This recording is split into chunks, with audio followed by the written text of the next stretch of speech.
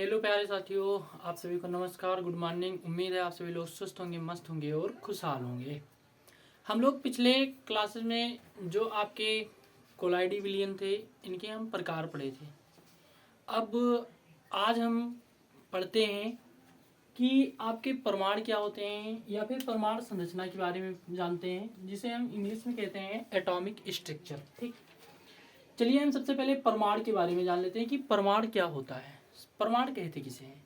वैसे संसार में जितनी भी पदार्थ होती हैं वो जिन सूक्ष्म कणों से मिलकर बनी होती हैं उन्हें हम क्या कहते हैं, परमाणु कहते हैं। और जितनी भी संसार में पदार्थ हैं वो सूक्ष्म कणों से ही मिलकर क्या होती हैं, बनी होती हैं। वैसे कह सकते हैं हम कि परमाणु का जो डिफिनीशन होता है वो क्या होता है। चलिए हम परमाणु की परिभाषा के बारे में जानते हैं कि किसी पदार्थ का वह सूक्ष्मतम कण जो स्वतंत्र अवस्था में नहीं रह सकता है, यानी किसी भी पदार्थ का वह सूक्ष्मतम कण जो स्वतंत्र अवस्था में नहीं रह सकता है लेकिन रासायनिक अपक्रिया में क्या करता है, भाग लेता है, तो उसे हम क्या कहते हैं, परमाणु कहते हैं। ठीक, देखिएगा कि किसी भी पदार्थ का वह सूक्ष्मतम कण जो स्वतंत्र अवस्था में नहीं रह सकता है तथा रासायनिक अपक्रिया में क्या करता है, भाग लेता है, उसे हम क्या कह सकते हैं, परमाणु कहते हैं।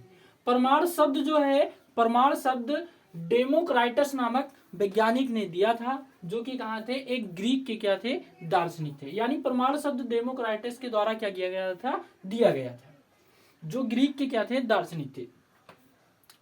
परमाणु रासायनिक अपक्रिया में विभाजित नहीं होते हैं, यानी अगर कोई भी केमिकल रिएक्शन हो रही है तो उसमें परमाणु जो होते हैं वो विभाजित नहीं होते हैं, यानी परमाणु टूटते नहीं है, या फिर परमाणु आप कह सकते हैं कि अलग अलग नहीं होते हैं। ठीक, तो जो परमाणु होते हैं वो रासायनिक अपक्रिया में विभाजित नहीं होते हैं।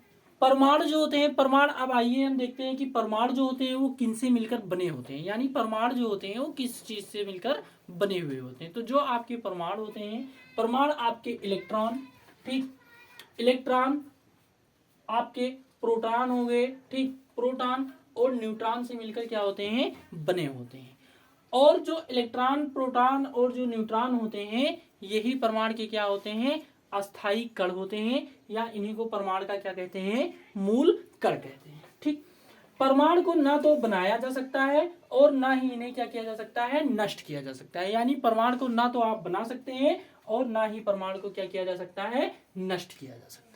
जो परमाणु की जो आकृति होती है, यानी शेप के बारे में हम बात करते हैं कि जो परमाणु होती है, परमाणु की शेप कैसे होती है, यानी आकृति कह सकते हैं।